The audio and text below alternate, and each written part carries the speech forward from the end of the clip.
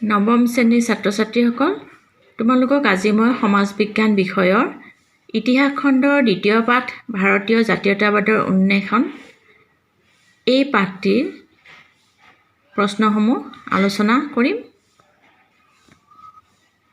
আগৰ ভিডিঅ'টোত মই অতি চমু প্ৰশ্নৰ উত্তৰবোৰ আলোচনা কৰিছিলোঁ। আজি মই চমু বা দীঘল উত্তৰৰ প্ৰশ্নসমূহ আলোচনা কৰিম। প্ৰশ্ন নম্বৰ 1 আছে,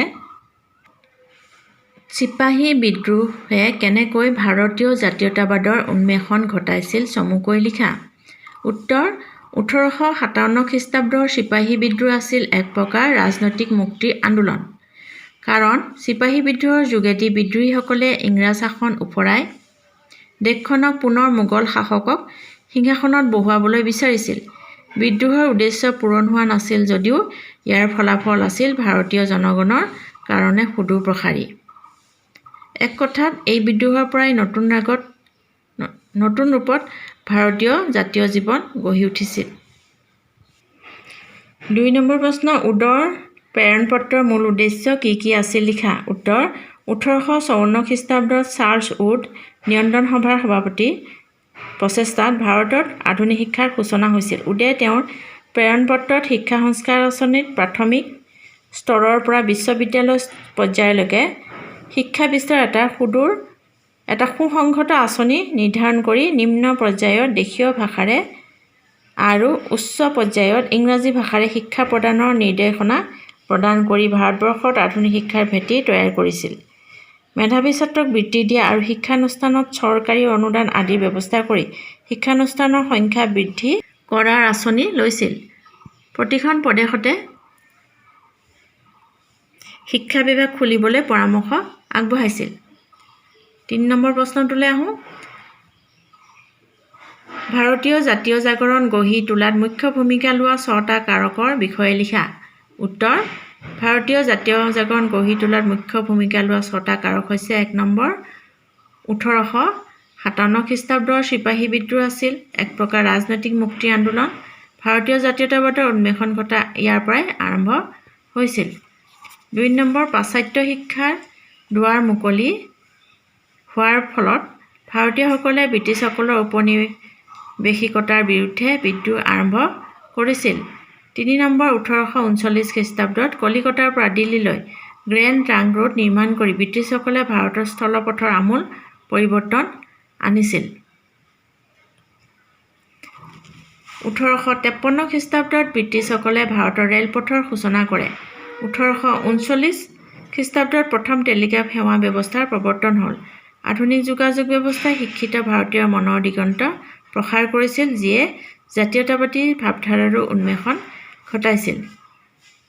4 নম্বৰ, ব্ৰিটিছ আগ্ৰাসন আৰু খ্ৰীষ্টান ধৰ্মৰ প্ৰসাৰৰ বিপৰীতে হিন্দু ধৰ্মীয় উন্মাদনাৰ চেতনা জাগ্ৰত হৈছিল।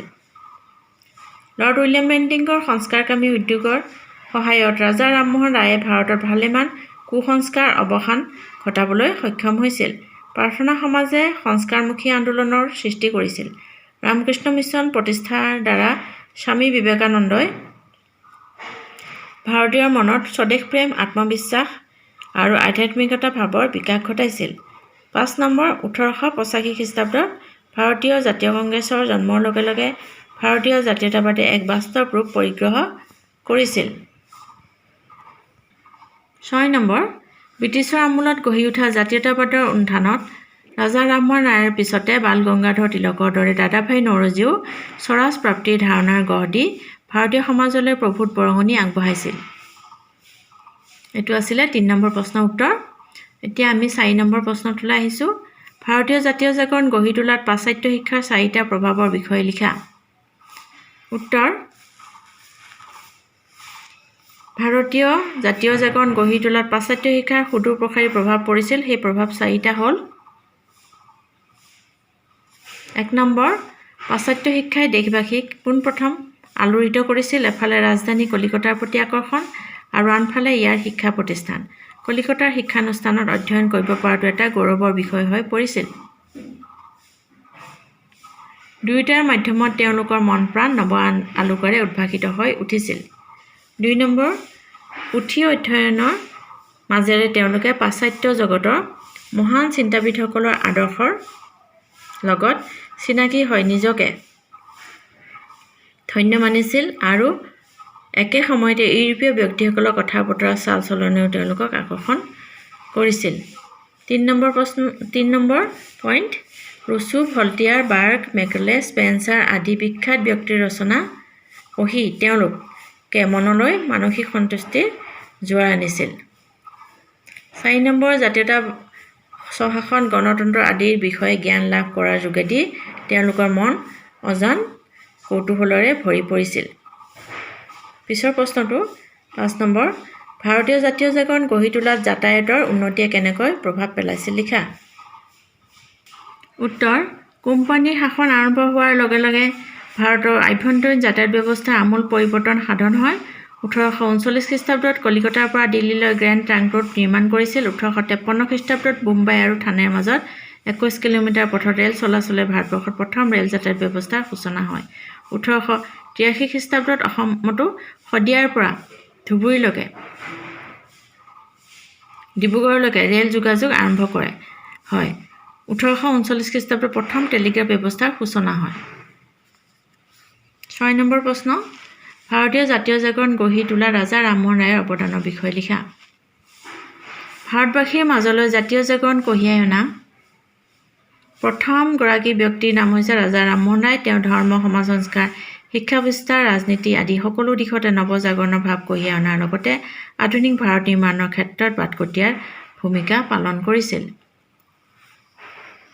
খ্ৰীষ্টান মিছনাৰীসকলে হিন্দু ধৰ্মৰ প্ৰতি নিন্দাসূচক মন্তব্য প্ৰচাৰ কৰিছিল। তাৰ প্ৰত্যুত্তৰস্বৰূপে তেওঁ ব্ৰাহ্মণ সেৱধী আৰু ব্ৰাহ্মণ মিছনাৰী সংবাদ নামে দুখন হাতে লিখা পুস্তিকা প্ৰকাশ কৰি হিন্দু ধৰ্মৰ দুষ্কৃতিবোৰ পৰৱৰ্তী যুগৰ ধৰ্মীয় নেতাসকলে নিজাকৈ তৈয়াৰ কৰা ভুল আচাৰ বুলিহে জনমানসত প্ৰচাৰ কৰিছিল।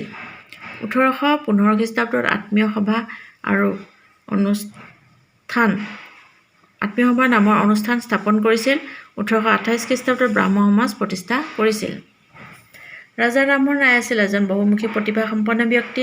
হিন্দু ধৰ্মৰ সংস্কাৰৰ মাজতে আবদ্ধ নাথাকি সমাজ সংস্কাৰ আৰু শিক্ষা বিস্তাৰতো সমানেই গুৰুত্ব দিছিল। তেওঁ বাল্য বিবাহ, পৰ্দা প্ৰথা, বহু বিবাহ আদি তীব্ৰ বিৰোধিতা কৰিছিল।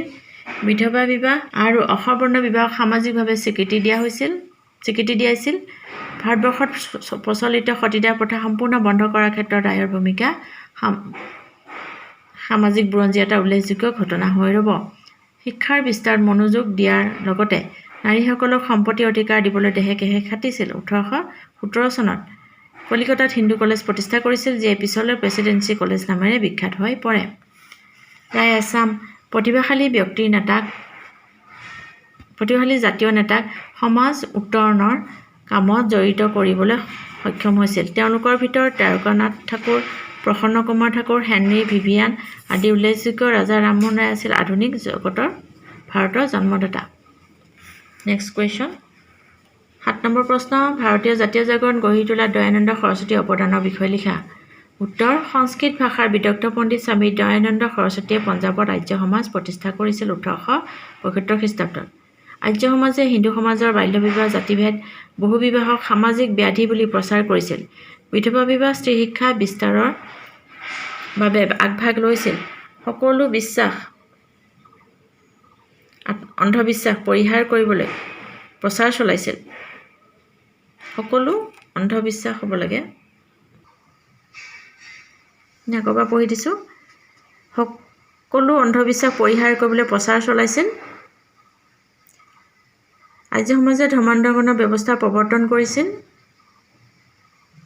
ইয়াক শুদ্ধি বুলি জনা যায়। স্বামী দয়ানন্দই প্ৰথম ধৰ্মান্তৰকৰণ ব্যৱস্থাটো প্ৰৱৰ্তন কৰি আন ধৰ্মীয় লোকক ইচ্ছা অনুসাৰে হিন্দু ধৰ্ম গ্ৰহণত অনুমতি প্ৰদান কৰিছিল। আৰ্য সমাজৰ শাখা ভাৰতৰ বিভিন্ন ঠাইত স্থাপন কৰি ভাৰতত হিন্দু জাতীয়তাবাদ গঢ়ি তুলিছিল। এনেদৰে দয়ানন্দ সৰস্বতীয়ে ভাৰতীয় জাতীয় জাগৰণ গঢ়ি তোলাত অগ্ৰণী ভূমিকা গ্ৰহণ কৰিছিল।